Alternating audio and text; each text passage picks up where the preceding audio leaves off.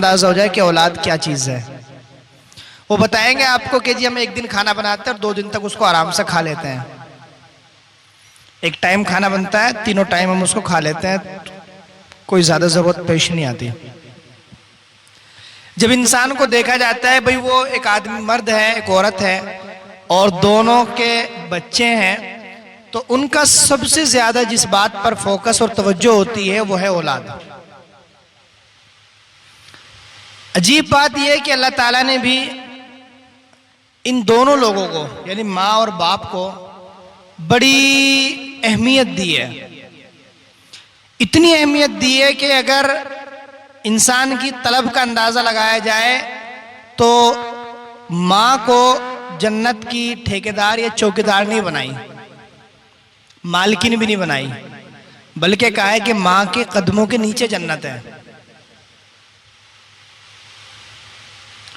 अगर ये भी कहते थे भाई जन्नत की जिम्मेदार माँ है तो भी बहुत बड़ी बात थी। कहा कि नहीं, जन्नत की हैसियत तो उसकी पांव के ठोकरों के नीचे है। अच्छा, इंसान को अल्लाह ताला ने इतनी सारी नेमतों के लिए कहा भाई तुम्हें सुबह उठ के नमाज पढ़ना है, फिर तुम्हें ये करना है, फिर तुम्हें झूठ नहीं बोलना, तुम्हें चोरी नहीं करना, तुम्हें मुझे मानना है, मेरे अलावा किसी को माबूद नहीं मानना, किसी के साथ धोखा नहीं करना, रिश्तेदारों के साथ। इतने सारे काम आदमी में करा कि जन्नत में चला जाए। सारा काम इसीलिए करा ना कि जन्नत मिल जाए उसे, और माँ से कह देगा कि जन्नत तेरे कदमों के नीचे है। तो क्या अल्लाह ताला ने फ्री में कह दिया? एक तरफ तो आदमी के लिए इतनी सारी मुशक्कत है, तब जाकर उसको कहा जा रहा है कि ठीक है शायद तुझे जन्नत मिल जाए, और माँ से कहा जा रहा है कि जन्नत तेरे कदमों के नीचे है। तो फ्री में, बगैर किसी में नहीं, ये बगैर किसी मेहनत और मुशक्कत के नहीं है। इसमें तो इतनी मेहनत और इतनी मुशक्कत है कि औरत को अपनी जान भी कई मर्तबा देनी पड़ जाती है जब बच्चा दुनिया में वजूद में आता है। उसको अपनी जान से खेल करके, जान को जोखम में डाल के अपना वो करना पड़ता है, तो कहीं जा करके उसका मामला वजूद में आता है।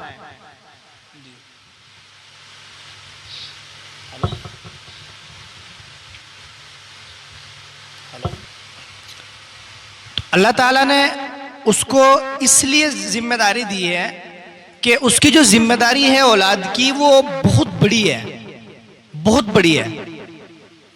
अब जरा सा अंदाजा करें कि जिस दिन बच्चे की उम्मीद होती है माँ को, उस दिन से उसकी एहतियात शुरू हो जाती है।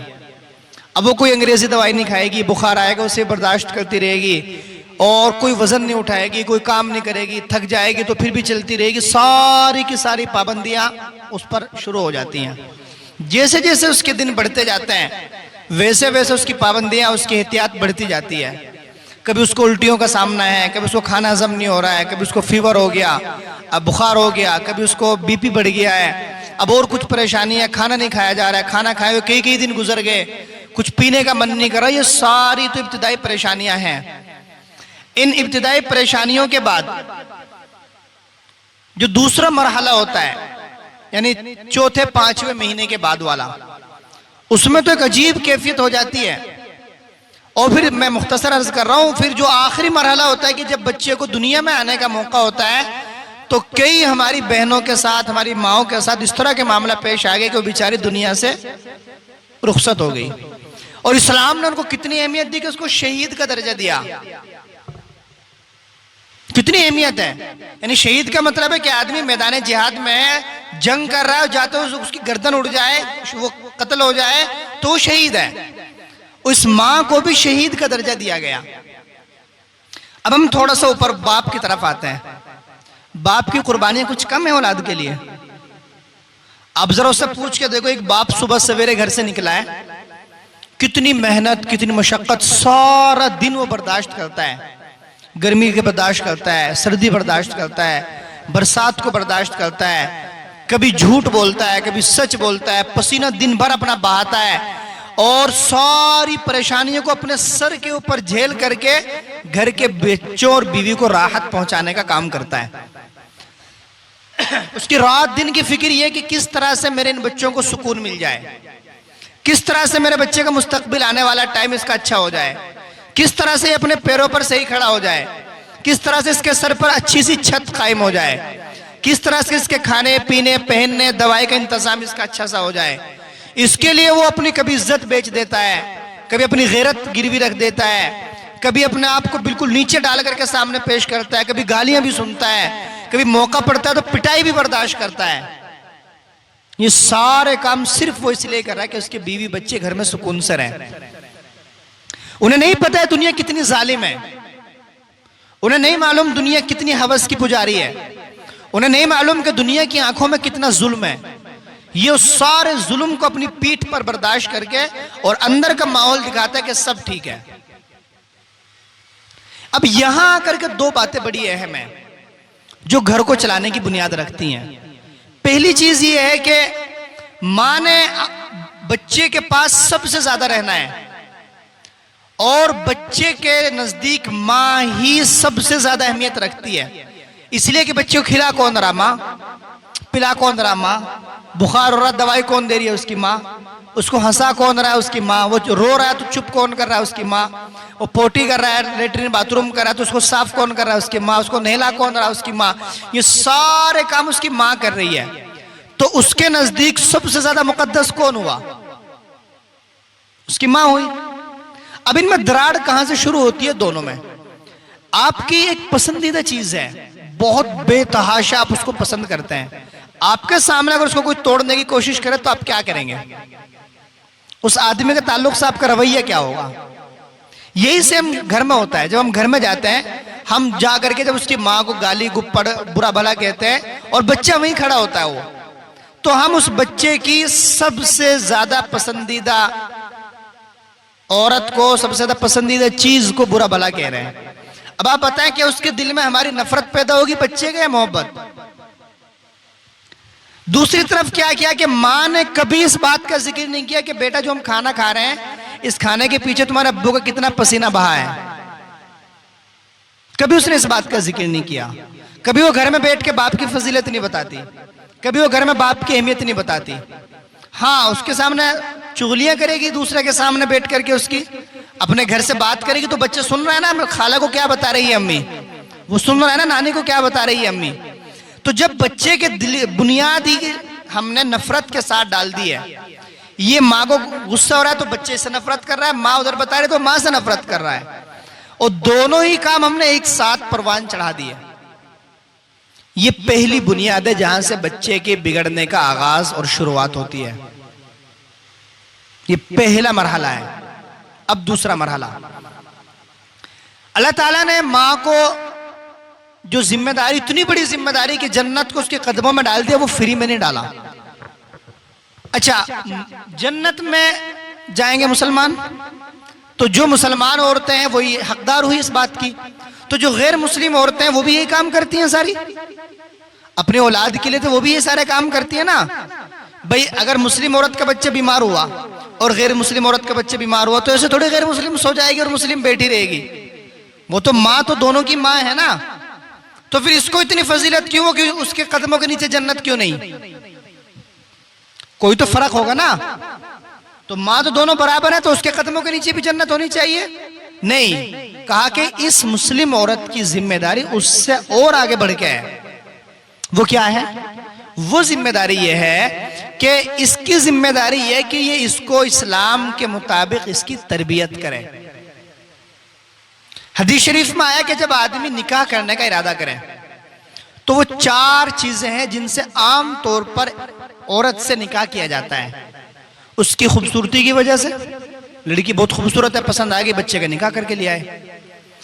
उसके खानदान की वजह से, लड़की का खानदान बहुत मुअज़्ज़ज़ है, उसको हसब नसब कहते हैं, बहुत मुअज़्ज़ज़ है, बड़े अच्छे घराने की है, शरीफ घराना है, बच्चे का निकाह करके ले आए। तीसरा उसके माल की वजह से, भाई लड़की बड़ी मालदार है, बहुत माल लेकर आएगी, सारा गांव खुश हो जाएगा, इतना माल आया है।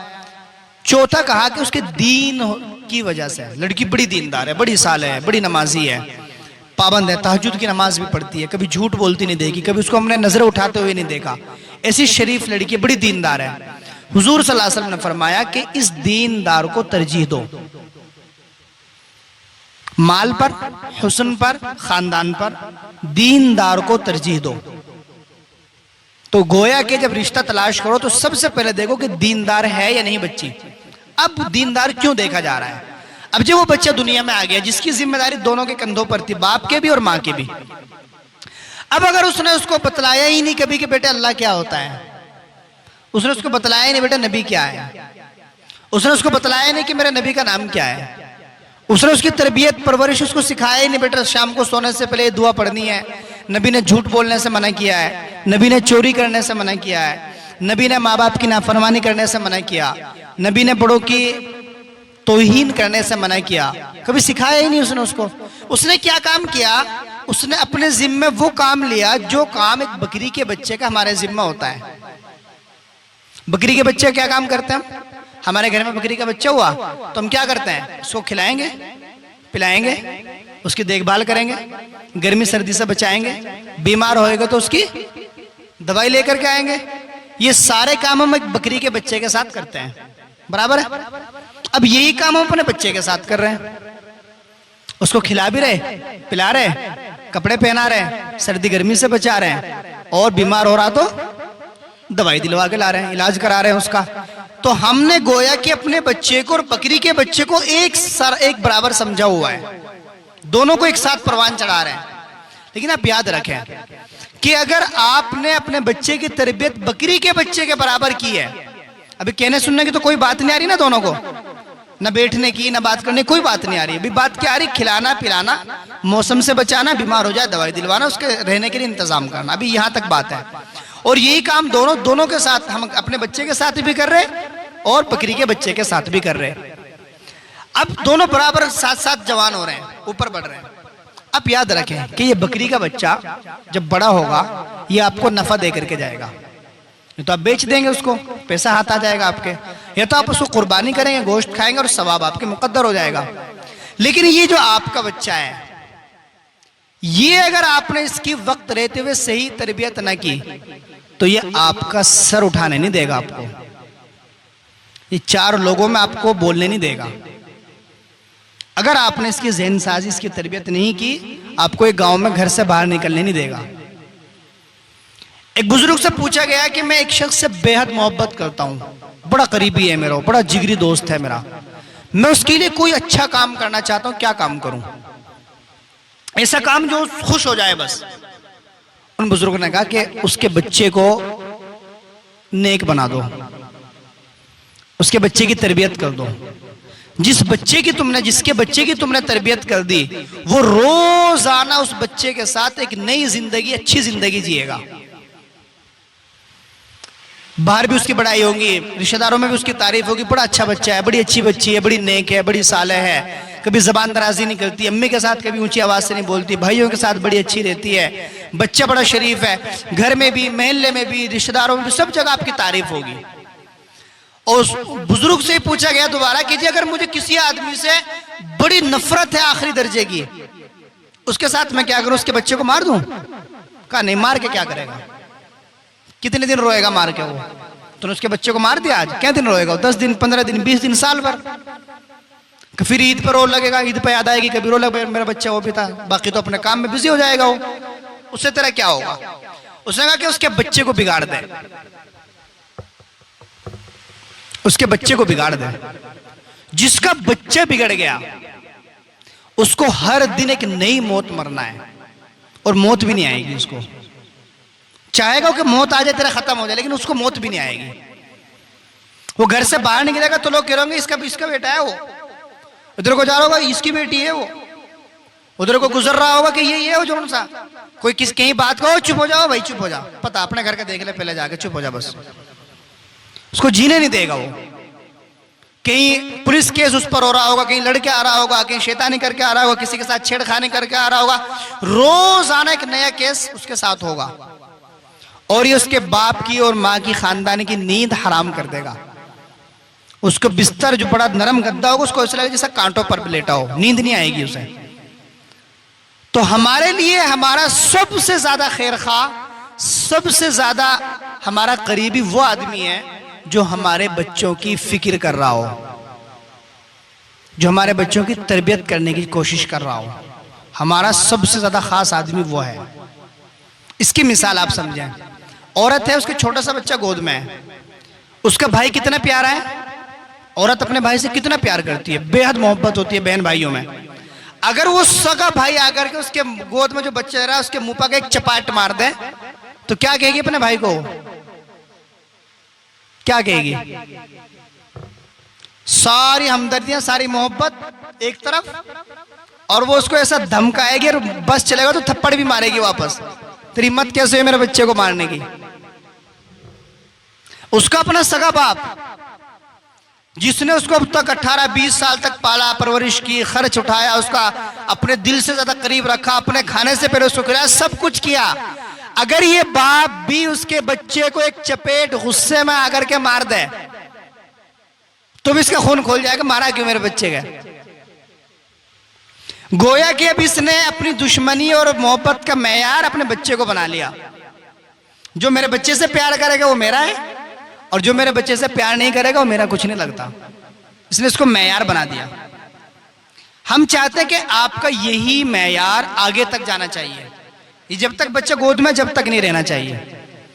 अब आपको ये देखें, जो आदमी आपके बच्चे की फिक्र कर रहा है वो आपका सबसे ज्यादा करीब है, वो आपका सबसे ज्यादा खैरखा है, वो आपकी सबसे ज्यादा फिक्र करता है। और जो आदमी आपके बच्चे को बिगाड़ने की कोशिश कर रहा हो, अच्छा बिगाड़ते भी कैसे हैं? बिगाड़ने की कोई मशीन थोड़ी आती है। बिगाड़ा ऐसा जाता है कि दो लोग बीड़ी पीते हैं, बच्चे उनमें बैठने लगा तो बीड़ी पीने लगा। थोड़ी देर में कहने लगा यार इसमें कुछ दाना से भर के पी के देख मजा आएगा।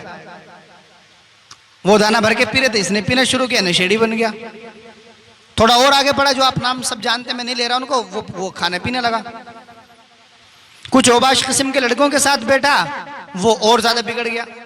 तो बिगाड़ने की कोई मशीन नहीं आती, बिगड़ तो खुद ही जाता है। जैसे खेती है, आप उसमें कोई चीज बो ना, कोई बीज ना डालो, उसकी देखभाल ना करो तो घास फूस तो खुद ही उगाएगा। उसमें मेहनत जो करनी है तो खेती उगाने के लिए करनी है ना।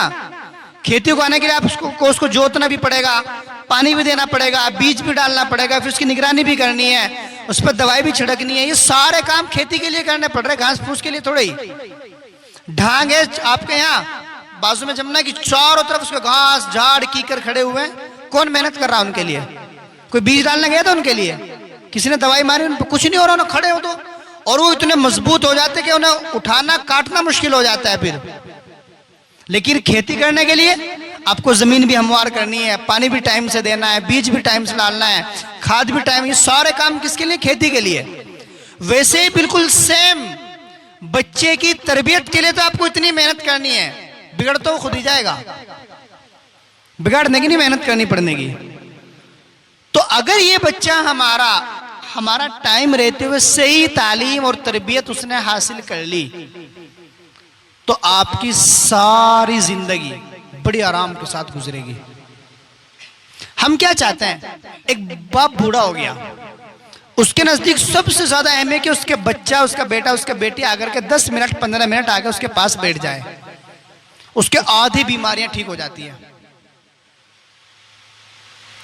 अब ये बताएं कि हम तवक्को तो ये करें कि बच्चा आकर के हमारे पास बैठे जब हम बूढ़े हो जाए, हमारी बात सुने, वो हमारा कहना माने। और अब जब वो हमारा बच्चा है, हम अपना कितना टाइम उस बच्चे को देते हैं। स्पेशली हमारे जितने हजरात बैठे हैं, आप अपने दिल पर हाथ रख के बताएं कि हमने आखिरी मर्तबा 20 मिनट 15 मिनट 10 मिनट सिर्फ बच्चे को कब दिए थे, जिसमें हमने कोई काम, फोन भी नहीं सुना उस टाइम में। हमने भाई ये 20 मिनट मेरे इन बच्चों के लिए। मैं बयान नहीं कर रहा, बयान तो आप लोग रोजाना जुम्मों में बड़े बड़े जलसों में सुनते हैं। मैं तो एक हकायक की बात कर रहा हूँ, हकीकत की बात कर रहा हूँ। हमने कितनी मरतबा ऐसा हुआ कि घर में बैठे सारे बच्चों को बुलाया और उनसे पूछो बेटे आप लोग क्या क्या कर रहे हैं, आज नमाज किस किस ने पढ़ी है, आज नेक काम किस किस ने किया, आज अम्मी का कहना किस किस ने माना, आज अम्मी पे किसी ने बुलंद आवाज से बात तो नहीं करी अम्मी के साथ, दादी की किस किस ने देखभाल करी, दादी के पास कौन कौन गया। कितना आखिरी मर्तबा याद है मैं कब हमने घर में काम किया था? नहीं किया ना, हमने बच्चे को कभी बताया नहीं। और फिर हम उससे उम्मीद कर रहे हैं कि वो आके हमारे पास बैठे, हमारे पांव दबाए, जब हम बूढ़े हो जाएं वो हमारे बात सुने। कैसे मुमकिन है? कैसे मुमकिन है? अच्छा हमारे बूढ़े माँ बाप हैं, बच्चा है भी, हम कभी जाके उनके पास नहीं बैठते। तो न तो हमें बैठते हुए अपन उनके पास देख रहा, न हमने उनको अपने पास बिठाया, तो फिर कैसे मुमकिन है? फिर तो ये होगा कि हमें दवाई चाह रही होगी, वो कहेगा 2 रुपए की बंटी ला के दे, तो दुकान पे से खा लेगा बुड्ढा। खांस है, किसने दिमाग खराब कर रखा, थूक थूक के सारा कमरा खराब कर दिया, बदबू आने लगी कमरे में से उसकी। ये एक दिन में पैदा नहीं हुआ रुझान, ये एक दिन में नहीं हुआ, लंबे टाइम से जब ये बच्चा गोद में था, जब से देखता आ रहा है कि आप कैसे पल्ले के नीचे को छुपा के फट देसी घर में चीज लेके घुस जाते थे। बच्चे देख रहा था ना उस टाइम भी आपको, तो जब आप बूढ़े होकर उस खाट पे पहुंचेंगे, वो भी पल्ले के नीचे छुपा के लेके जाएगा ना अंदर। आपको तो सुबह को छिल्लक नजर आएंगे, बाहर क्या खाया गया घर में। तो हमने बच्चों को रास्ता हमने दिखाया है ना। कितना अच्छा होता कि हम घर में चीज लाते, आती उसको सबसे पहले कटोरी में निकालते, लो बेटा अपनी दादी को दे के आओ, लो बेटा अपने दादा अब्बू को दे के आओ, सबसे पहले सामान, पहले वो खाएंगे फिर हम खाएंगे। इससे क्या होगा? इससे आपने बच्चे को देने की आदत डाली थी। आपने तो पल्ले के नीचे छुपा कर रख लेके आए ना, आप बाहर इंतजार कर रहे हैं कि शायद और 10 मिनट में सो जाएगा वो, तब जाएंगे। घर में काली पन्नी हाथ में है, वो देख के सोचेंगे पता नहीं क्या माल ढोरा घरवाली के नाम का। तो ये जो आदत है ये हमने डाली है। फिर हम उम्मीद कर रहे हैं कि बच्चा हमारी देखभाल करेगा, कभी नहीं कर सकता। खेत में कभी ऐसा हुआ कि आपने चावल बोए और गेहूं काट लिया हो? ऐसा हुआ है कभी? क्या आपने कोई काश्त ना की और ढांग पे जो घास खड़ा उसके अंदर से जाकर गेहूं निकाल लिए हो? ऐसा हो नहीं सकता ना, जो बोएंगे वही काटेंगे ना। तो बच्चे की तरबियत भी बिल्कुल सेम वैसी है। आप जैसी उसकी तरबियत करोगे वैसी उससे बर्ताव पाओगे आप। और ये खाना का इंतजाम करना, बीमारी का इंतजाम करना, ये सब तो जानवर भी करते हैं अपने बच्चों का। जानवर भी करते हैं। अपने परिंदे देखे होंगे, पर बच्चा घोंसले में है उसका, तो उसकी माँ मुंह की चोंच में रख के सामान लाकर उसके मुंह में डालती है। घोंसला बड़ा मजबूत बनाती है उसके नाम का, ताकि उसको ठंडी हवाएं ना लगे, गर्मी ना लगे। सारे इंतजाम करती है, उसको खोकर बनाएगी, पेड़ के अंदर खोद खोद के खोकर बना देगी, घोंसला बनाएगी अपने बच्चे के लिए। और वही काम सब हम कर रहे हैं। तो फर्क क्या रहा फिर हम ये उम्मीद क्यों करते हैं कि ये बच्चा हमारे काम आएगा आगे चल के? कैसे? ये मुमकिन ही नहीं है। ये बिल्कुल ऐसा है कि ढांग के ऊपर जो घास फूस खड़ा हुआ है, हम उसके अंदर से अच्छा और साफ सुथरा गेहूं निकलने की उम्मीद रखें, भाई उसमें से गेहूं निकल जाएंगे। बिल्कुल ऐसी मिसाल है, निकल ही नहीं सकते कभी। अब हमें करना क्या है? अब हमें करना यह है, टाइम लेट होता जा रहा है, मैं अपनी बात मुख्तसर कर रहा हूं। हमें करना यह है कि हम अपने बच्चे की इस मैयार से तरबियत कर दें कि वो हमारे लिए भी फायदेमंद साबित हो, वो हमारे भाइयों के लिए भी अच्छा हो, वो हमारी बहनों के लिए भी अच्छा हो, हमारे महल्ले के लिए भी अच्छा हो, और सबसे ज्यादा बढ़कर वो अल्लाह के नजदीक एक पसंदीदा शख्स बन जाए। ये हमारी पहली और अव्वलीन जिम्मेदारी है। खिलाने पिलाने पहनने की जिम्मेदारी तो सबकी है, सब कर रहे हैं। इसमें छोटी छोटी बातें करनी। क्या क्या करना है? छोटी छोटी बातें। अगर हमने अपने बेटे को कोई काम बताया और मेरे भाई ने एक साथ काम बताया, दोनों ने हमने एक साथ एक बच्चे को काम बताया अपने, हमें कहना बेटे पहले भाई का काम करके आओ, मेरा बाद में करना। भाई ने मेरे बच्चे को किसी बात पर धमका दिया और बच्चे ने उसका गलत असर लिया, आपको भी बच्चे को धमकाने कि उसने ठीक किया तुझे धमका गया। अगर आपने आज बच्चे का पक्ष ले लिया अपने भाई के खिलाफ, आपने बच्चे का पक्ष ले लिया उसकी माँ के खिलाफ, आपने बच्चे का पक्ष लिया अपनी माँ के खिलाफ, यानी बच्चे की दादी दादा के खिलाफ, वो कल को फिर आपका भी नहीं होने वाला। आपने आज उसको उसके दादा से काटा, आज उसको अपने भाई से काटा, आपने कल को आपसे खुद ही कट जाएगा, फिर वो आपकी भी नहीं सुनने वाला। अपने खानदान से जोड़ के रखना बच्चे को बेहद जरूरी है। बिल्कुल उसकी मिसाल कैसी है? हमने लोग पतंग उड़ाते ना, पतंग उड़ाते हैं और पतंग चाहती है कि आप उसको ढील दें, और वो ढील देते ऊपर जाती है। अभी पतंग ये सोच रही होती है कि अगर ये डोर कट जाए तो मैं बहुत ऊपर जाऊंगी, आजादी मिल जाएगी मुझे, बहुत ऊपर जाऊंगी। और जैसे ही वो नोक कटती है उसकी, एक मरतबा को तो बहुत ऊपर जाती है वो, फिर कहां जा, कहीं झाड़ में, कीकर में, पत्थरों में, पेड़ पे जाके उलझ जाएगी कहीं। और जब तक वो डोर में रहेगी, जब तक वो आपके पास है, आप जितना ऊपर चाहेंगे जाएगी, जितना चाहेंगे नीचे आएगी, वो आपके कंट्रोल में है। बिल्कुल इसी तरह आपका खानदान है, ये डोर आपका खानदान है। आपका घर आना है। जिस दिन आपने अपने बच्चे को इस डोर से काट दिया और उसको ये लगने लगा कि मेरा चचा मेरा नहीं है, मेरा बाप अकेला मेरा है, फिर कल को जब वो आपको गाली देगा, आपको सुनाएगा, फिर वो आपके भाई की नहीं सुनने वाला। हमने क्या किया, हमने ये छोटे छोटे काम घर के बेसमझी में, नासमझी में, गफलत में तोड़ दिए, जिसका रिजल्ट रोजाना हम और आप देख रहे हैं, रोजाना देख रहे हैं। बाप तमन्ना कर रहा है अल्लाह मेरी मौत ही दे दे। क्यों भाई? रोजाना जी मुल्ला साहब बस दुआ करियो। क्या बात भाई? अगर जी 3 बच्चे हैं, तीनों के तीनों खराब। मुल्ला साहब दुआ करियो, 8 दिन हो गए दवाई आए हुए और 10 रुपए जेब में नहीं है, तीनों बच्चे कमाते हैं, 1 रुपया कोई देता नहीं। मुल्ला साहब दुआ करियो जी, जलीलत आखिरी दर्जे की होगी, गांव में रहने को दिल नहीं करता। मुल्ला साहब दुआ करना हमारे नाम की। बच्चे इतने बिगड़ गए कि मैं एक बात कहता हूं, मुझे 4 सुनाते हैं आगे से।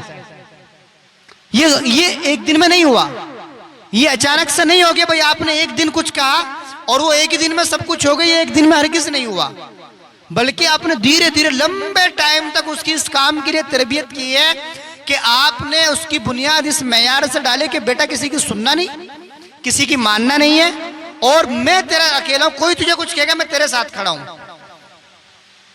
इस सोच ने उसको खराब कर दिया।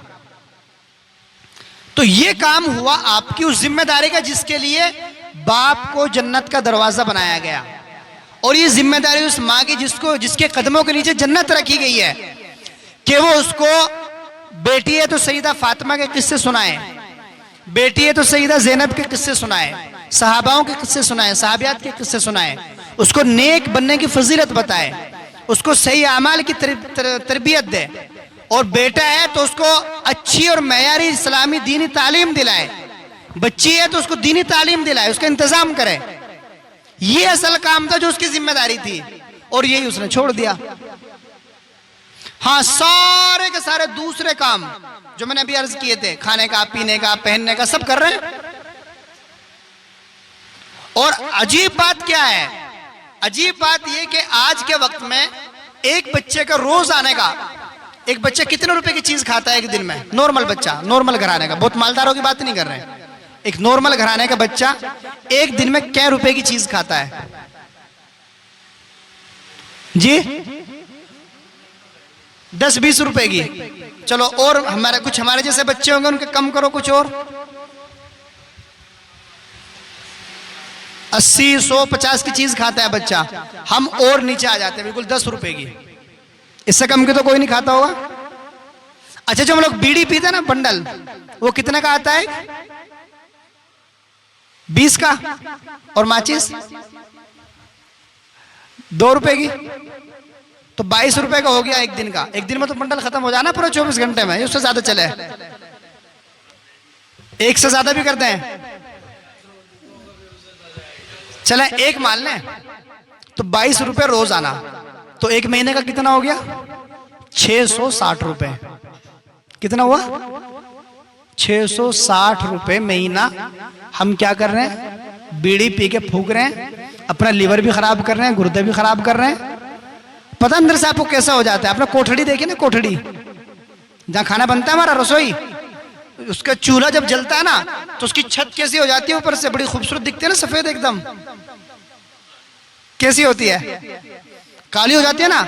हमारे अंदर का सिस्टम बिल्कुल इतना ही काला हो जाता है जो लोग बीड़ी सिगरेट पीते हैं, बिल्कुल सेम जैसा रसोई की छत होती है हमारी। तो गोया कि हम हर महीने 620 रुपए खर्च करके कैंसर को, बीमारियों को, लीवर की, फेफड़ों की बीमारियों को खरीद रहे हैं हर महीने 620 रुपए, 60 रुपए पे करके।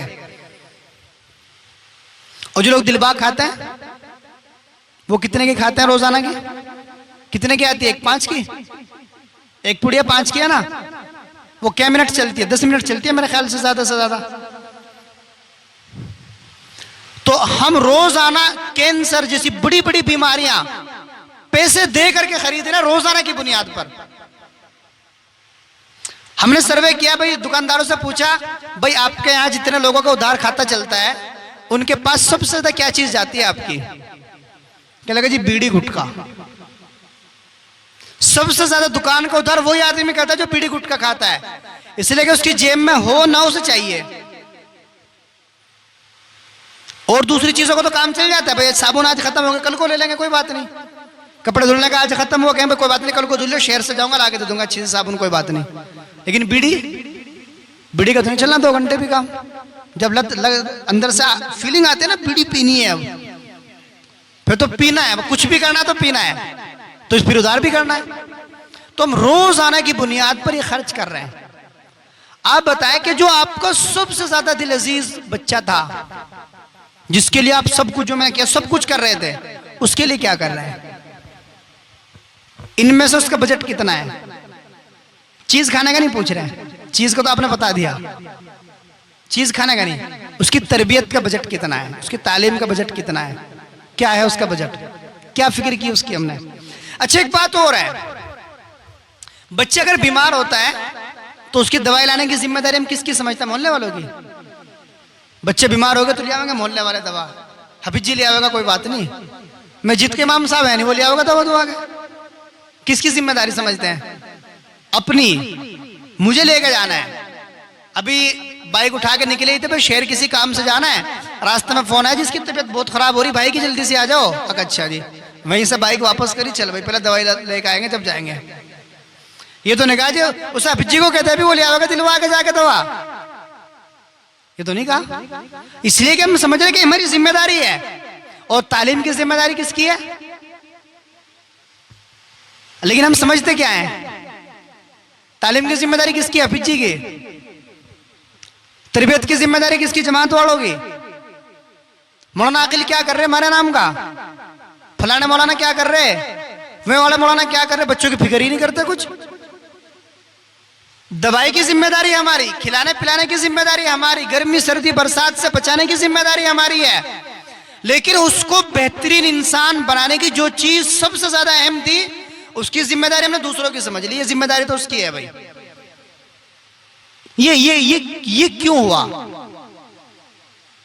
अच्छा ऐसे कैसे हो सके कि दर्द आपको तड़प मुझे हो, क्यों होगी मुझे तड़प? बताओ आप।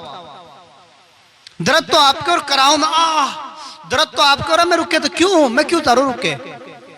दर्द आपका तो आप ही झेलो ना, इलाज भी आप ही कराओ उसका। बच्चे तो मेरा है, प्यार मुझे उससे सबसे ज्यादा है, सबके सामने उसकी तारीफें करूंगा, सबके सामने माँ उसकी तारीफें कराएगी। लेकिन तरबियत और तालीम की जब बात आएगी, हाफिज जी के जिम्मे, कारी साहब के जिम्मे, मदरसे वालों के जिम्मे, मस्जिद वालों के जिम्मे, इमाम साहब टाइम ही नहीं देते मस्जिद वाले, ये सारी जिम्मेदारी हमने डाल दी दूसरों के ऊपर। ऐसा क्यों हुआ? क्योंकि हमने ऐसा, सही है ये बात उसूली एतबार से सही है क्या? जो दर्द जो पीड़ा आपको अपने बच्चे की हो सके, मुझे क्यों होगी आपके बच्चे की, या आपको मेरे बच्चे की क्यों होगी? फितरत नहीं है ना ये। दूसरे का बच्चा रो रहा है तो आपके सर में दर्द होता है, अपना बच्चा रो रहा है तो दिल पे लगता है। रो दोनों रहे।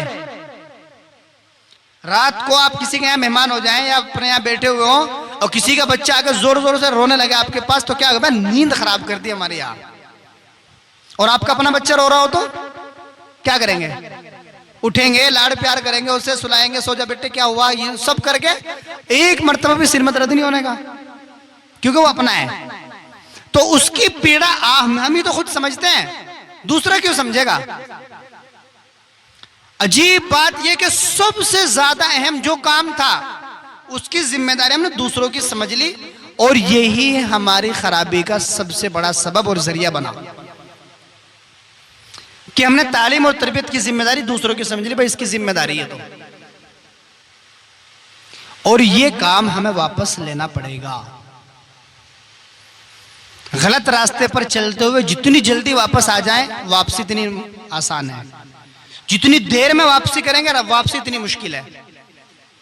अगर आपको दिल्ली जाना हो और आप सहारनपुर का रास्ता पकड़ लें और आप 90-100 की स्पीड से भगाएं, जल्दी दिल्ली जाना है, तो जितनी दूर आप चले जाएंगे निकलते हुए, वापस आने में इतने ज्यादा टाइम लगना है। और 100 की बजाय 180 भगा लेना, दिल्ली नहीं पहुंचने के, क्योंकि रूट आपने सहारनपुर का पकड़ा है। तो रूट हमने जो पकड़ा है पहले उसे ठीक करना है सबसे पहले, और उसका ठीक करने का सबसे पहला तरीका यह है कि आप उसकी तालीम और तरबियत की जिम्मेदारी खुद पर लें। उसकी तरतीब क्या है? उसकी तरतीब यह है कि आप रोजाना की बुनियाद पर 10 से 12, 15, 20 मिनट ज्यादा होते हैं बहुत। ये जिम्मेदारी लें कि आपको रोजाना ये अपने घर के बच्चों, बीवियों, बहनों और बेटियों के साथ देना है। इस बीच में आप फोन भी ना सुने। अगर आ गया फोन 10 मिनट 5 मिनट बात हुई तो 5 मिनट एक्स्ट्रा फिर आगे ले दें उन्हें। और इसमें उनके सारे दिन का जायजा लें। बेटी है तो उसकी सहेली कौन है, बेटी किसके पास बैठती है, हमारे इसके पास कौन लड़की आती है। बेटा है तो किन के पास वो बैठ रहा है, कौन उसके दोस्त हैं, किन के साथ हंसी मजाक करता है, सारा दिन ये कहाँ रहा है, पढ़ने गया नहीं गया, कितनी देर इसने पढ़ा है, आज इसकी पढ़ाई क्या हुई है, बेटा आज सबक कहाँ है तुम्हारा। ये सारा काम पूछने की जिम्मेदारी आपकी इस तरह की है जिस तरह से उसको बीमार होने पर दवाई दिलवाने की जिम्मेदारी आपकी है। और ये 15 मिनट अगर आपने चौराहे पे से छोड़ करके, नाली पे से छोड़ करके अपने घर में देना शुरू कर दिए तो 5 साल बहुत लंबी मुद्दत है। आपके घर में तब्दीली 100% आना यकीनी हो जाएगी। शिकायतें भी सुने, बेटे को बेटी ने मारा, बेटे तुमने क्यों मारा इसको, जी मैंने, उससे बेटे माफी मांगी इससे, आपने क्यों मारा इसको, चूंटी क्यों भरी इसको, इसका सामान क्यों उठाया आपने। जब आप उनके अंदर माफी मांगने की आदत डालेंगे, उसको उसकी गलती का एहसास दिलाएंगे। अच्छा हमारे यहाँ क्या होता है, बच्चे ने गलती की, मुर्रा दियो दिया एक थप्पड़ उसके, चल वो पड़ा जाके उधर, ये भी करते हैं हम। उससे क्या हुआ, कुछ भी नहीं हुआ, नफरत डाली आपने। उसको समझाना है, सबसे पहला काम है उसको अहमियत देनी है कि बच्चा हमारा है। एक बड़े आदमी की तरह उसको अहमियत देनी है, उसकी बात भी सुननी है, उसका जवाब भी देना है, उसको समझाना भी है। आप एक चीज को जबरदस्ती कितने दिन तक दबा के रख सकते हैं, कितने दिन तक, 15-20 साल, फिर वो आपका बागी बन जाएगा, नफरत करेगा आपसे। आपने तो सिखाई ना नफरत करना उसे, तो दबा के नहीं रखना, समझा के रखना है। ये तरबियत की वो बुनियादी और उसूली बातें हैं जो हर घर की रीढ़ की हड्डी की हैसियत रखती हैं। आज मसला क्या हुआ, मसला ये हुआ कि हमारा हर घर परेशान है। बहू से पूछो उसको 7 से 1000 शिकायतें, सास से पूछो उसको बहू से 1000 शिकायतें, भाई से पूछो भाई से नाराज, बाप से पूछो बेटे से नाराज, बेटे से बात करो बाप से नाराज, एक से बात करो दूसरा नाराज, दूसरे से बात करो मेरा हक खा गया, इसने मेरा हक नहीं दिया, इसने मेरी जमीन दबा ली, मेरी बात नहीं सुनता, इसने मुझे जलील किया, इसने मेरी बेइज्जती की है, इसने मेरी तौहीन की है। हर एक को एक दूसरे से शिकायत है। ये हुआ यूं कि हमने अपनी लेने की जिम्मेदारी तो समझी, देने की समझी नहीं। लेने की जिम्मेदारी तो हमारी है, देने की नहीं है। इज्जत हम चाहते तो मेरी इज्जत हो, इज्जत हम देंगे नहीं दूसरे को। सास सोच रही बहू तेरी इज्जत करे और बहू सोच रही सास तेरी इज्जत करे, दोनों एक दूसरे को मानने को तैयार नहीं है, तो घर में क्या होगा, फिर ये होगा कि ये 1.5 फुट की दीवार तेरी है, 1.5 फुट की दीवार मेरी है। तो ये जो काम है समझाने का, बात करने को, रोजाना की बुनियाद पर जब ये घर में होगा। अभी मैं ये नहीं कह रहा आप तालीम करो, तालीम की बात तो बहुत आगे की है, आप घर में तालीम करें, सीखना सिखाना करें तो बहुत आगे की बात है। अभी मैं वो कह रहा हूं जो आपको रोजाना की बुनियाद पर, जिसे आप रिपोर्ट कहते हैं, रोजाना की बुनियाद पर खाली रिपोर्ट लेना 10 मिनट बैठ के बस। आज खाना क्या बना था, कहां से आया था, ये भी जिम्मेदारी है। हमारे घर में कौन सा सामान कहां से आ रहा, कल ये स्टूल नहीं था, ये स्टूल कहां से आया, हमारे घर में ये सामान नया कहां से आया, बेटे तेरे पास ये दुपट्टा कहां से आया, तुम्हारे पास चप्पल कहां से आई, अम्मी ने दिलाई, अम्मी के साथ लाई, किससे लाई थी बेटा, कहां से लाई। एक एक चीज जब आप निगरानी करेंगे घर की, वो जो आपकी असल जिम्मेदारी थी, जिस दिन आप अपनी जिम्मेदारी निभाना शुरू कर देंगे, आपके घर की तब्दीली आना उसी दिन से शुरू हो जाएगी। ये सारी बातें थी जो मैंने अर्ज की घर की तरबियत से मुताल्लिक। अब हम आते दूसरे पॉइंट, तालीम पर। तालीम का क्या है, तालीम का मरहला, पहली सीढ़ी ये है कि आप उसको इस्लाम की वो मेयारी और अखलाकी तालीम सिखा दें जो उसको एक अच्छा इंसान बनने पर आमादा करती है। नबी से मोहब्बत कौन कौन करता है हमारे में, सारे करते हैं। एक मर्तबा अगर हम में से हमारे सामने कोई नबी की शान में गुस्ताखी करता है, हम उसकी जान निकाल लें। अगर कुछ नहीं होगा ना, बुड़ को मार के खा जाएंगे उसे। लेकिन पूछा जाए कि नबी का नाम, पूरा नाम क्या है बताइए जरा। अगर चौराहे पर खड़े होकर के हम 20 नौजवान लड़कों से पूछे, बेटे इधर आओ, अब जी माइक उसके मुंह के सामने लगाएं, बेटे आप बताओ मेरे नबी का पूरा नाम क्या था। आप ईमानदारी से बताओ कितने नौजवान लड़के इस बात का सही जवाब दे सकते हैं। मोहब्बत हमें पूरी है उससे, उम्मीद कर रहे हैं कि वो सिफारिश करके जन्नत में लेके जाएंगे हमें, और नाम पता नहीं हमें। कितनी अजीब बात है ये। एक ऐसा आदमी जो हमारे दुनिया में आने से भी 1000 साल पहले हमारे लिए रो रहा है, हमारे लिए तड़प रहा है, हमारे लिए पत्थर खा रहा है, लोग मुंह पर थूक रहे हैं हमारे लिए कि मेरी उम्मत बन जाए, और उम्मत का अजीब तबका यह है कि उसको उसका नाम नहीं पता।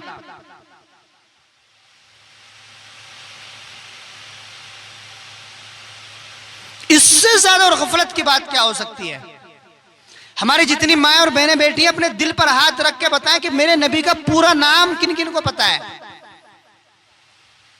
और अगर आगे पूछो उनके अब्बू का नाम किन को पता है, उनकी अम्मी का नाम किन को पता है, उनकी बीवियों के नाम किन को पता है, उनके बच्चों के नाम किन को पता है, तो मेरे ख्याल से अगर 1000 से पूछो तो 10-20 सही जवाब नहीं दे पाएंगे, 1000 में से। ये हमारी तालीम का मेयार है। हमारे यहां और क्या होता है कि हम लोगों ने समझा मेरा बच्चा मेरी बच्ची एक मरतबा नाज़िरा पूरा कर ले, बस किसी तरह कर ले भाई, एक फिर नाज़िरा पूरा कर ले, पता चल जाए लोगों ने कुरान पढ़ लिया जी बस। देखो, कुरान का पढ़ना यकीनन सवाब है। कुरान का पढ़ना, पढ़ाना, छूना, देखना, उससे मोहब्बत करना, उसकी कदर करना, सारी चीजें सवाब की है। लेकिन कुरान में गुस्ल के फराइज कैसे पता चलेंगे आपको? कुरान में वुजू के फराइज कैसे पता चलेंगे आपको? कुरान में पाकी हासिल करने का तरीका बच्चे को कैसे पता चलेगा? अरबी तो आती नहीं उसे, कुरान तो अरबी में, तो उसको कैसे पता चलेगा? उसको कैसे पता चलेगा मोहल्ले में कैसे रहना है, समाज में कैसे रहना है, बड़ों के साथ कैसे पेश आना है, छोटों के साथ कैसे रहना है, घर के माहौल को कैसे बनाना है, उसे कैसे पता चलेगा? उसका तरीका यह कि हम ऐसे किसी निसाब का इंतखाब करें जो बच्चों की ये कमी पूरी कर दे। ऐसी किताब लगाएं अपने यहाँ। मुझे बेहद खुशी है कि आपके यहाँ माशाल्लाह हमारे कारी साहब, उन्होंने बतलाया, मुझे बड़ी मेहनत कर रहे हैं, और उन्होंने बताया कि लॉकडाउन से पहले हमारे बहुत अच्छा निज़ाम था। लॉकडाउन में बहुत सारे इदारे, बड़े बड़े मदरसे, छोटे मदरसे, स्कूल बहुत सारे ख़त्म हो गए, ख़राब हो गए। उसमें इनका भी मामला पेश आया और वो ख़राब हो गया। अभी ये इस कश्मकश की हालत में थे कि मदरसा चलाएं ना चलाएं, बंद करें मकतब, क्या करें, बंद कर दें इसको, कोई सही इनको सिचुएशन समझ में नहीं आ रही। हमने पूछा जी वजह क्या है तो बताओ। अभी ये बात कहते हुए शर्मा रहे जी, लोग फीस नहीं देते, कि लगे जी गांव का मसला, लोग यूं कहेंगे बताओ हमें जलील कर रहे, दूसरी जगह जाकर यूं करे, लोग फीस भी देते हैं। लोग कोई 15 तारीख को दे रहा, कोई 2 तारीख को दे रहा, कोई 1 तारीख को दे रहा, किसी ने 200 तय कर रखी 50 दे रहा, 100 तय कर रखी 80 दे रहा, 6 महीने क्योंकि 2 महीने की देकर बराबर कर दे रहा। अच्छा ये बताओ जो पढ़ाने वाले हैं खाना कहाँ जाएंगे? गुरुद्वारे में। जो पढ़ाने वाले हैं वो कहाँ जाएंगे? इंतजाम करने वाले वो कहाँ जाएंगे? क्या करेंगे वो? हम अपने बच्चे से इतनी मोहब्बत करते हैं कि सब कुछ उसके लिए, प्लाट ले लिया ना हमने, उसको किस लिए नहीं बेच रहे? बच्चों के काम आ जाएगा। अपनी दवाई नहीं खा रहे कि बच्चों के काम आ जाएगा जी प्लाट। और जहां उसकी लगाने की जगह थी सही, वहां सोच रहे अभिजी काम कर लेगा, कहीं से कर लेगा, अभिजी काम है तो बतेरा कर लेगा, कहीं उसे कर लेगा। तो मतलब अपने बच्चे की तालीमी जिम्मेदारी उठाने में हमें सिर्फ हम ये सोच रहे हैं कि इंतजाम खुद कर लेगा जो भी है। मैं भी अपना इदारा चलाता हूँ किराने में, हमारा 6, 7, 8 मकतब है हमारे जो किराना में चलते हैं। बहुत सारी जगहों पर शिकायतें हैं इसी तरह की, आपके गांव की खाली बात नहीं, बहुत सारी जगहों की शिकायतें हैं। माँ बाप तो खाली इमाम साहब के पास, हफ्जी के पास, मदरसे में भेज करके पूरे बेफिक्र है कि कर लेंगे बस अपना आप जो करेंगे, हमें कोई जरूरत नहीं। अब तो ये तो काम चलने वाला है नहीं। अगर हम इतने बेफिक्र हुए, इनको क्या है अपना, मुझे भी क्या है, मैं बंद करूंगा अपना, और जैसे आप दूसरा काम करें मैं भी अपना कोई दूसरा काम जाके कर लूंगा, मुझे क्या जरूरत पेश आई। जब आपको अपने बच्चे के दर्द और बुखार की खुद फिक्र है और तालीम की फिक्र नहीं है, तो मुझे क्यों है कि आपके बच्चे की तालीम की फिक्र? मैं यहां से 200, 300, 400 रुपए रोज लेता हूं, महीने के 9,000, 10,000 मुझे पड़ते हैं, 8,000, किसी को 7,000 पड़ते हैं इमामों को, तो किसी को 6,000, किसी को 5,000। तो क्यों फिक्र करेगा वो आपके बच्चे की जब आप उसकी फिक्र नहीं कर रहे? क्यों करेगा वो? एक दिन आएगा छोड़ के वो भी अपने कपड़े की फेरी कर लेगा, ले भाई 2 सूट बेचे 500 रुपए सीधे। 5 गांवों में जाकर के 5 सूट बिके उसके, एक सूट पे 150 रुपए बचे थे, उसको 750 रुपए लेकर के अपने घर, तो भी कर सका ये काम। तो जो कारीगर है वो अपना काम कर सकता है, हमारा फिक्र क्यों करेंगे, हमारे बच्चों की फिक्र क्यों करेंगे वो। तो हमारा सबसे पहला काम है कि जिस तरह से हमारे घर के राशन का, बच्चे की दवाइयों का, बच्चे की जरूरियात का हम काम अपना समझते हैं, इसी तरह से बच्चे की तालीम का खर्च उठाना भी अपनी जिम्मेदारी समझें और उसको फख्र के तौर पर बयान करें। मेरे बच्चे की फीस इतनी है और मैं 2 तारीख को जमा कर देता हूं, और महीने कभी 3 तारीख नहीं हुई मेरे बच्चे की फीस की।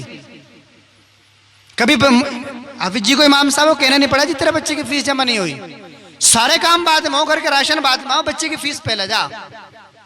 ये माहौल होना चाहिए घरों का। माँ को 25 तारीख होती फिक्र होने जाना चाहिए, 5 दिन रह गए फीस जाने की बच्चे की, हुए नहीं पैसे अब तक, 200 रुपए रख रखे थे वो तो चल गए। वो फोन कर रही हो 25 होगी जी आज, क्या करना, फीस जानी है। भगवान अभी तो 6 दिन है, अजीब फिक्र हो रहा मुझे तो 2 तारीख को जाने पैसे, 1 तारीख को जाने पैसे। अगर ये माहौल बन जाएगा तो बात बड़ी आसानी से समझ में आ जाएगी, कंट्रोल भी हो जाएगी। उसके साथ क्या है, जो हम ये चाह रहे हैं कि आपके यहाँ कैसा निसाब हो, स्कूलों में निसाब है ना, सबसे पहले क्या करें, स्कूल में जाते ही नाम चढ़ गया, हाँ जी ले भैया परिचय, इसका कोर्स लिया जाएगा। आपको पता लगा जी ये किताब है मेरे बच्चे की, ये इंग्लिश की, ये हिंदी की, ये मैथ की, ये साइंस की, ये ईवीएस की, ये किताबें हैं, ये ड्राइंग की है, और इसको ये पढ़ना है।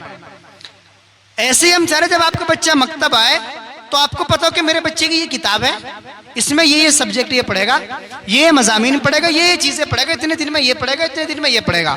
साल पूरा हो गया, बच्चा अगली क्लास में चला गया। तो ये निजाम भी आप ही के यहाँ होगा। और उसमें क्या होगा, अभी जो निजाम चलता है हमारे यहाँ ये चलता है कि सबके सबक अलग अलग हो। एक उस्ताद जो 50, 60, 25, 30 बच्चे लियो बैठा, अब वो क्या करेगा बेचारा। जिस हफीज जी को आपने मस्जिद में 80 बच्चे दे दिए, आप बताओ कि आपके अपने घर में 5, 6, 7, 8 बच्चे हैं, 2-4 बच्चे आपके नवासे भांजे आ जाएं घर में, क्या हाल बनावे घर में, वो क्या हाल बनावे घर का। कोई आटा खिंडारा, किसी ने पानी खिंडा दिया, किसी ने गुसल खाने के आगे जाकर के कांड कर दिया, किसी ने पेशाब जो है सैन में कर दिया, हुआ ना घर में। तो आपके घर में 5, 7, 10 बच्चे हुए थे और 2-4 बच्चे बाहर से आए थे, आपके घर का यह हाल हुआ। और जिसके पास आपने 70 बिठा रखे वो क्या करेगा,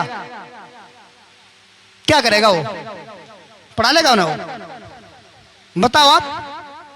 मैं बयान नहीं कर रहा, बयान तो बड़े लोग करते हैं, मैं तो जो हकाइक है मैं उन पर बात कर रहा हूं। वो क्या करेगा जिसके पास 80 बच्चे, आप अच्छा उन 80 बच्चों की भी गजब क्या है, किसी का पौना यहां से टपक रहा, किसी का मुंह नहीं धुला, किसी कोई अद्धा कच्चा पहन के आ रहा है। अम्मी ने क्या करा, ले बेटे ये कैदा पकड़ और जा पीछे के दौरा भाग जा, टेम होगा तेरा। अगर मुंह तो धोता जा पीछे धोलेगा मस्जिद में ही, है ना जी बात। अच्छा यही बच्चा, यही वाला बच्चा जब सुबह को स्कूल जाता है तो क्या होता है, कोई उसका मुंह धुल रहा है, कोई बैग तैयार कर रहा है, कोई उसका टिफिन पैक कर रहा है, कोई उसकी किताबें उठा उठा के बैग में रख रहा है, ताकि गाड़ी आने से पहले पहले बच्चे का सारा काम सेट होकर गाड़ी में टाइम से बैठ के चला जाए। अभी जरा स्कूल भेज के देखो बच्चों को बगैर ड्रेस के, दरवाजे से बाहर से कहते गए चल बाहर ड्रेस पहन के, हमारे स्कूल का नहीं है तू, और मदरसे के नाम की चला जा पीछे, मारा ही नहीं आएगा हो जा। और ज्यादा क्या होगा, रुक जा मैं फोन कर रहा हूं उसे, अजीब बच्चा लग रहा है, सुनो बिठा लियो आज, ये चल रहा है ना। अब हमने क्या कहा, हमने बच्चे से ये कहा बेटा जहां से तू सुबह को पढ़ने जाता है ना स्कूल में, वो तो तालीम है, इसलिए उसके लिए बंठन के जाना, तैयार होकर जाना, सुरमा डालना, बालों में तेल लगाना, ड्रेस पहन के जाना, साफ सुथरा होकर जाना, वहां तो जरूरी है। और ये जो तो शाम को जा रहा है ये तालीम नहीं है, ये तो टाइम पास है, अपना जार करके आ जा। हम जबान से नहीं कह रहे उसको ये बात, अमल से कह रहे हैं, जबान से नहीं कह रहे, अमल से कह रहे कि बेटा शाम को तो कोई बात नहीं, जब मदरसे में तो जाना। और हम कह रहे नहीं जी कुरान हमारी सबसे मुकद्दस किताब है, उसको पढ़ने के लिए जब बच्चा जा रहा है तो इस पोजीशन में जा रहा है। हम कह रहे हैं कि जिस पोजीशन में आप सुबह को स्कूल बच्चे को भेज रहे हैं, होना तो ये चाहिए कि आप उससे अच्छे पैमाने पर बच्चे को भेजें, लेकिन कम से कम उसके बराबर तो भेज लो। कम से कम तो मेयार ये है कि जिस पोजीशन पर आप सुबह बच्चे को भेज रहे तैयार करके, उसी पोजीशन पर शाम को तैयार करके उसे भेज दो, तो आपका बच्चा अच्छा पढ़ लेगा आकर के। दूसरी चीज ये थी कि हमने कहा था कि आप, मौलाना साहब ने गुजारिश की थी कि आप अपने यहाँ पर बहनों को जरूर बुलवाना हमारी, इसलिए कि घर के जो काम है बहनों के जिम्मे है। तैयार करके कौन भेजेगा? बाप थोड़े भेजेगा। बाप तो बेचारा सुबह को चला गया मजदूरी करके लानी, उसे तो दिन भर मेहनत करके लानी।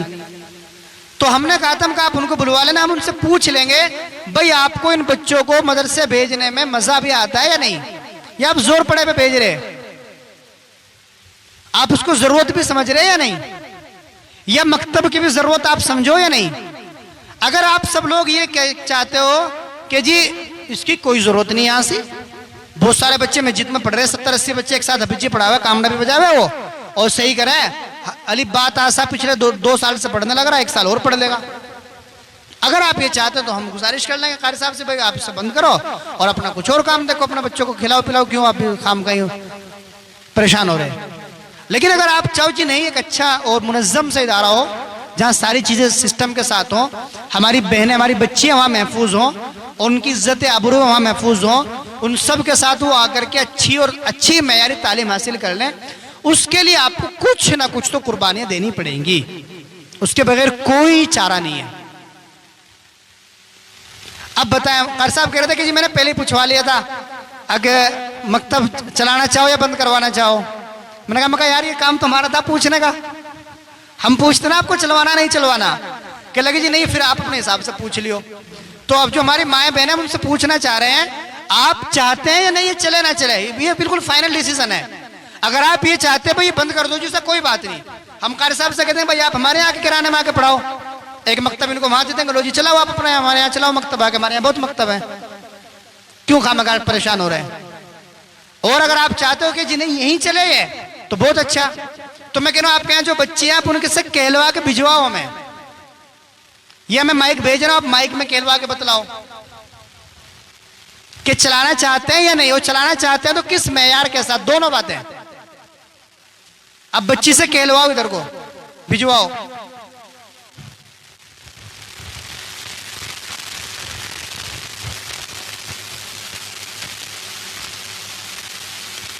लोग चाहते हैं भाई ये मकतब हमारा चले और अच्छे अंदाज में चले। मकतब चलना आसान है, आपके मस्जिदों में चल रहे सब जगह, हम कह रहे हैं अच्छे मेयार के साथ चले, इंतजाम के साथ चले, मुनज्जम मकतब कहते हैं उसको। तो चलेगा क्या पता चलवाना ही ना चाहते हो फिर क्या बताएंगे भाई। एक आदमी से हम जबरदस्ती करे भाई तो सगाई करवा अपनी, अब वो तैयार होगा तभी तो उसे बताएंगे लड़की है कैसी, लड़का है कैसा, वो तैयार ही ना हो फिर क्या बताएंगे उसे। जो चलवाना चाहते हैं वो एक मतलब हाथ उठा के बताओ तभी हम अगली बात करेंगे, हैं? माशाल्लाह, अल्लाह आप सबको जज़ाए खैर दे। मुझे इससे अंदाजा हुआ कि आप लोग भी अपनी जिम्मेदारी पूरी करने को तैयार हैं, लेकिन वो माहौल नहीं मिल सका किसी वजह से, गफलत में भूल में वो माहौल नहीं मिल सका। क्योंकि ऐसा हो ही नहीं सकता ना कि माँ अपने बेटे की तरबियत कैसे ना चाहे कि उसकी तरबियत हो जाए। कौन सी माँ ऐसी जो ना चाहती मेरे बच्चे की तारीफ हो, कौन सा बाप है जो ये ना चाहते मेरा बच्चा नेक और साले बन जाए। अब हम ये चाहते हैं कि आपका मकतब हो कैसा, आपका मकतब ऐसा हो कि आपका बच्चा ड्रेस पहन के आए, उसके पास किताब लाने के लिए अच्छा सा बैग हो, वो पन्नी में कागज में या फटे हुए जुजदान में लेके ना आए, अच्छा बैग हो उसके पास लाने के लिए, और जो किताब हो रंगीन किताब हो, जैसे स्कूलों की किताब होती है ना रंगीन किताब अलग अलग रंग की, ऐसी किताब हो ताकि बच्चे को पढ़ने में मन लगे, मजा आए उसको पढ़ने में। फिर जब वो वहां से आए तो सबका सबक एक साथ हो, एक साथ उनको पढ़ाया जा रहा हो, उनको सुना जा रहा हो, समझाया जा रहा हो, मशक कराई जा रही हो, तो उसका पूरा माहौल बनेगा। यहाँ जो हम पढ़ाएंगे आप घर जाकर उस पर अमल कराएंगे। बच्चा पहले दिन आया, हमने उसको पढ़ाया बेटे खाने से पहले की दुआ है बिस्मिल्लाह, आप खाना खाएंगे तो क्या पढ़ेंगे जी बिस्मिल्लाह। अब घर वालों का काम क्या है, बच्चा जब खाना खाने बैठ रहा बेटा बिस्मिल्लाह पढ़ो, बेटा आपने बिस्मिल्लाह पढ़ ली, याद दिलाएं उसको, उससे पढ़वाएं, ये काम माँ का है। हम यहाँ पढ़ाएं, आप घर पर अमल कराएं, तो बच्चे की तरबियत दोनों एक साथ अमल में आ जाएगी। तो ये छोटा सा काम है। हेलो जी, तो ये सारा निजाम उसका होगा। यहाँ बैठने के लिए हम कहें भाई थोड़ा सा अच्छा सा माहौल बनाए आप लोग मिल करके कारी साहब के साथ, ताकि आपके बच्चे को पढ़ाई का अच्छा माहौल मिले। अब इस काम के लिए हम ये पूछना चाह रहे हैं आपसे कि आप रोज, महीने की नहीं, रोजाना की बुनियाद पर एक बच्चे की कितनी फीस होनी चाहिए? एक मंडल या आधा मंडल?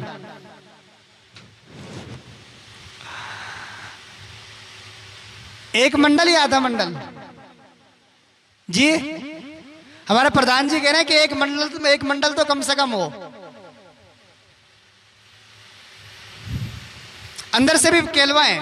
हम आपके साथ मुखातब हैं बराह रास्त आज, ताकि हमें पता चले कि हमारी माओ बहनों की ज़हन साजी कितनी है, वो क्या सोचती हैं।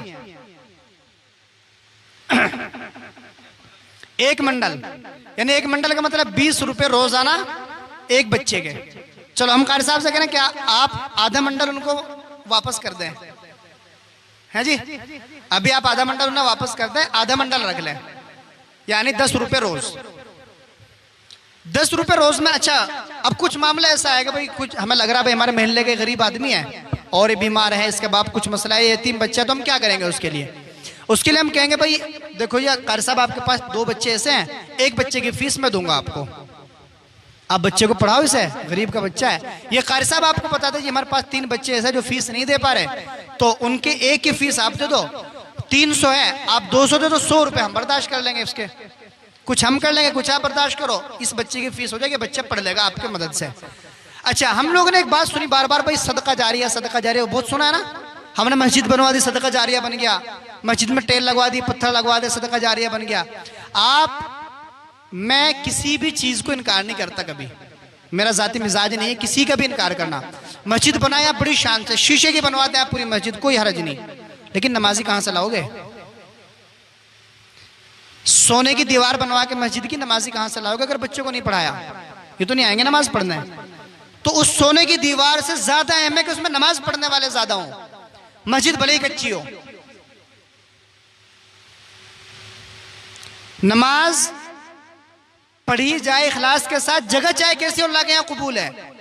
अब सोने के फर्श पर सजदा करें, सजदे में इखलास ना तो कोई कबूल नहीं अल्लाह के यहाँ हो। तो नमाजी भी तो तैयार करने होंगे ना हमें पहले, तो हमें ज्यादा तवज्जो नमाजियों को तैयार करने पर देनी है ताकि वहां जाने वाले बने। जब ये वहां जाएंगे तो उसको तो खुद ही अच्छी बना लेंगे, वो तो खुद ही अच्छी बनाएंगे ना। जिनको गर्मी लगेगी तो पंखा लगाएंगे, पंखे से काम नहीं चलना कूलर लगाएंगे, कूलर से काम नहीं चलना एसी लगाएंगे, लाइट भागेगी तो जनरेटर लाएंगे। लेकिन अगर ये वहां जाने ही नहीं फिर क्या करेंगे? कौन करेगा? तो पहला काम है कि जब इनके बचपन का टाइम है उस टाइम इनको वहां जाने के लिए तैयार करना, और फिर जब ये वहां जाने काबिल हो जाए फिर ये सब कुछ खुद कर ही लेंगे। तो वो सारा फोकस हमें चाहिए कि हम बच्चों की तालीम पर लगाएं और उसको उससे बेहतर सदका जारिया समझे जो आप दूसरी जगह पर लगाना चाहते हैं। अगर हमने इस नस्ल पर जो अभी 5 से 10 साल के बीच में है, इस पर हम सब ने मिल करके 20, 30, 50 लोगों ने अपने मोहल्ले पर, छोड़ तो मोहल्ले को, अपने घर के बच्चों पर मेहनत कर ली, अगले 10 सालों में पूरी नस्ल सुधर जाएगी। पूरी नस्ल सुधर जाएगी 10 सालों में। अगर न करी तो अगले 10 सालों में पूरी नस्ल बिगड़ जाएगी। ये दोधारी तलवार है, ये तो आप इस्तेमाल करो, नहीं तो आपके खिलाफ इस्तेमाल होगी। तो हम चाहते हैं अगर कोई ऐसा बच्चा है और कोई ऐसा आदमी भी तैयार नहीं हो रहा, हम कारी साहब से गुजारिश करेंगे कि आप उनके वालिदैन से पूछ लें, ये हमारी फीस तो 300 है, आप कितने दे सकते हो आसानी से? 100 रुपए, 200 रुपए, 50 रुपए भी दो तो आप उनसे लेकर रख लो।